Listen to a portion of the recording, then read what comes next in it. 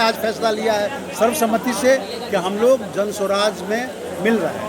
क्या पैमाना होगा उसका? हमारा आज प्रशांत किशोर ने उन सारी बातों से सहमति जाहिर की जो हम लोगों के मैनिफेस्टो में है, जो हमारा कार्यक्रम है, जो हमने पर्चा जारी किया है, उसमें किसी बात से उन्होंने असहमति जारी नहीं की। जिन जातियों की उन्नति नहीं हुई, जो पिछड़े हैं, तो उसको कैसे वो विकसित करेंगे? अब उनकी जिम्मेवारी है। वो कहते हैं जातीय जनगणना नहीं थी तो नहीं कर पाते थे, अब तो पिछले साल आ गई, उसके बाद बजट भी बन गई। बजट में तो ऐसा कोई प्रावधान नहीं है कि जो जातियाँ पिछड़े रह गए हैं। प्रधानमंत्री हमारा तो बबुआ सीएम होइयन हो कि डीएम होइयन हो कि पीएम होइयन, अब बाकी लोग घास गड़ियन हो, ये मैसेज पहुंचाना है जन स्वराज के माध्यम से। और तमाम हमारे कार्यकर्ता जन लोगों के पास पहुंच रहे हैं और उनको ये जगा रहे हैं कि ये प्रदेश आपका है, इस प्रदेश की बर्बादी का आप जिम्मेवार हैं और इस प्रदेश के विकास का भी आप ही भागीदार हो गए। तो घोषणा पीके साहब ने किया, स्पष्ट किया है कि किस वर्ग को जिसकी जितनी संख्या बारी उसकी उतनी हिस्सेदारी।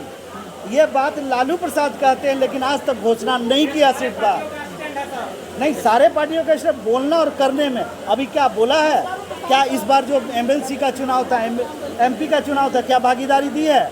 हम नागरिक राजनीति मोर्चा के अध्यक्ष पटना हाई कोर्ट के सीनियर अधिवक्ता वसंत कुमार चौधरी जी का आज प्रशांत किशोर के साथ में मिलन समारोह हुआ। देखिए, मिलन समारोह में अभी हमारे साथ में बहुत सारे ऐसे नेता हैं जो बिहार प्रदेश के ऐसे कई बार नेतृत्व कर चुके हैं, जो बीपीआई का वोटर इंटरनेशनल पार्टी में कर चुके हैं, अब जदयू में नेतृत्व कर चुके हैं। तमाम सारे जो राजनीतिक दल से आए हुए हैं, आज जन स्वराज में मिलन समारोह हुआ है। देखिए, उनसे बात करेंगे। क्या कहना चाहेंगे प्रिंस जी?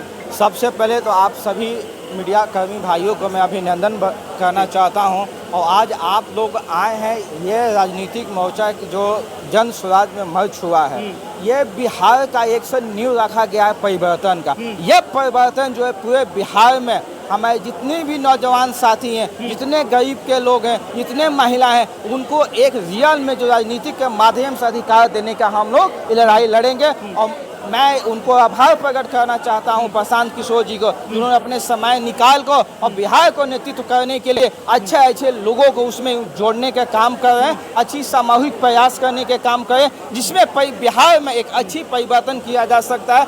आने वाली समय में ये बिहार पूरे भारत में पहला राज्य ऐसा होगा जो इस नाम से इस देश को जाना जाएगा। मैं इसी उमंग से, इसी आशा विश्वास के साथ मैं जन स्वराज को आगे बढ़ाने का, अपने कंधे पर ले चलने की जिम्मेदारी को स्वीकार करता हूं। और आने वाली समय में जो भी हमको नेतृत्व मिलेगा उसको बारीकी रूप से हम निभाने के काम करेंगे। क्या लगता है कि जन स्वराज में जिस तरह से पीके का बढ़ता जनाधार है, तो वो कर पाएंगे बिहार का एक बेहतर नेतृत्व?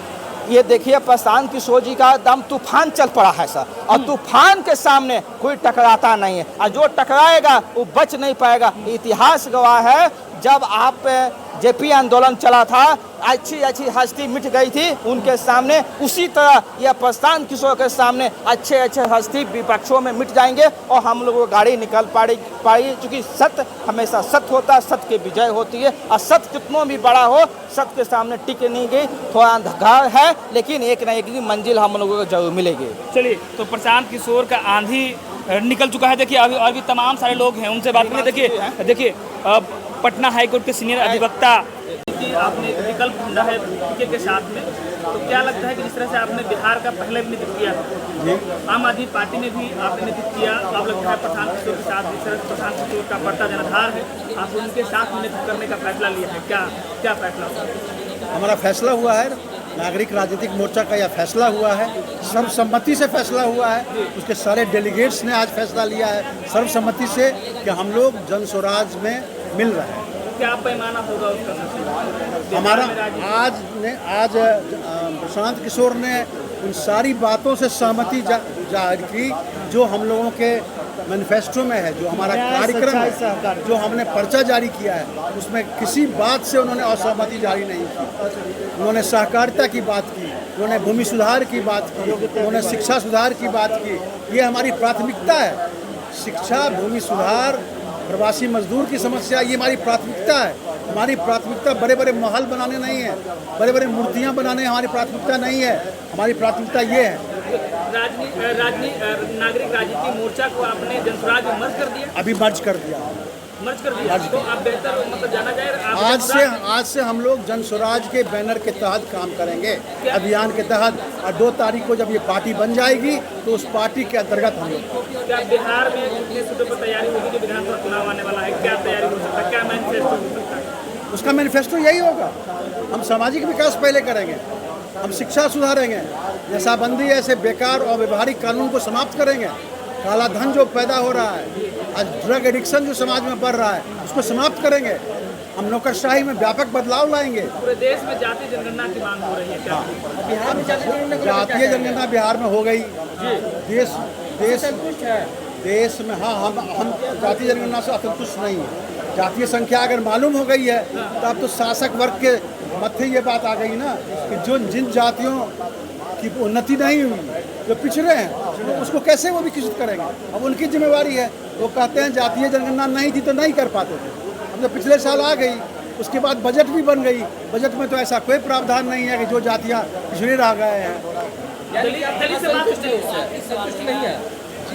मैं नीतीश जी का तो ये कथन था कि जातीय जनगणना होने पर हम विशेष तरीके का बजट बनाएंगे, ऐसा मैं कुछ नहीं देख रहा। वो भी हम ही लोग पहले करें। दलित समाज से आते हैं या इनसे पूछिए, रावण के पार्टी ये हमारे ये आज के तारीख में ये हमारे प्रमुख नेताओं में हैं।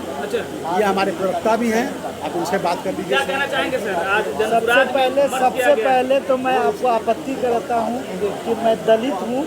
मैं इस देश का नागरिक हूँ, मुझे समान अधिकार मिला हुआ है और मैं भी इस देश का शासक बन सकता हूँ। मैं कोई खानदानी लालू यादव के परिवार से नहीं पैदा हुआ हूँ, लेकिन मुझे भी अधिकार है इस प्रदेश का मुख्यमंत्री बनने का, मुझे भी अधिकार है इस देश का प्रधानमंत्री बनने का। इसलिए मैं दलित नहीं, भारत का सम्मानित नागरिक हूँ और मेरा समान अधिकार है। इसी मैसेज को ले जाके हम जन जन तक पहुँचाना चाहते हैं, धरातल तक पहुँचाना चाहते हैं। जो ये दिमाग में बैठा लिए कि किसी खानदान का बेटा ही मुख्यमंत्री बनेगा, किसी खानदान का बेटा ही प्रधानमंत्री है। हमारा तो बबुआ CM होइयन हो कि DM होइयन हो कि PM होइयन, अब बाकी लोग घास गड़ियन हो। ये मैसेज पहुंचाना है जनसुराज के माध्यम से और तमाम हमारे कार्यकर्ता जन लोगों के पास पहुंच रहे हैं और उनको ये जगा रहे हैं कि ये प्रदेश आपका है। इस प्रदेश की बर्बादी का आप जिम्मेवार हैं और इस प्रदेश के विकास का भी आप ही भागीदार हो गए। इसलिए आपको सोच समझ के अपनी सुनीतिपूर्ण सरकार को चुनना है। अगर आपने ऐसा नहीं किया, वोट के समय में आप बिगड़े तो आप समझ जाइए जातियों में बटेंगे तो जाति राज करेगी, अगर पैसे पे गिरे हैं तो पैसा राज करेगा, जनता राज नहीं करेगा।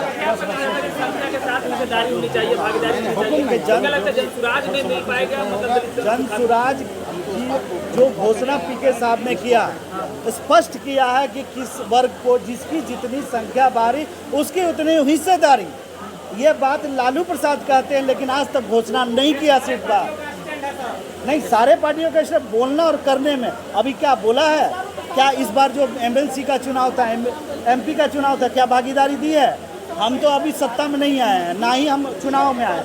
अगर हम चुनाव में अपने वादे को पूरा नहीं करते, PK साहब नहीं करते, तो समझिए कि हम झूठे हैं और हमें अधिकार, वोट लेने का अधिकार नहीं होगा। राजनीतिक विकल्प हमारा बेकार होगा। मेरा नाम डॉक्टर वीरेंद्र भास्कर हुआ और मैं बहुजन चिंतक हूँ और साथ साथ राजनीतिक कार्यकर्ता हूँ। इससे पहले मैं प्रदेश प्रवक्ता रह चुका हूँ आज़ाद समाज पार्टी भीम।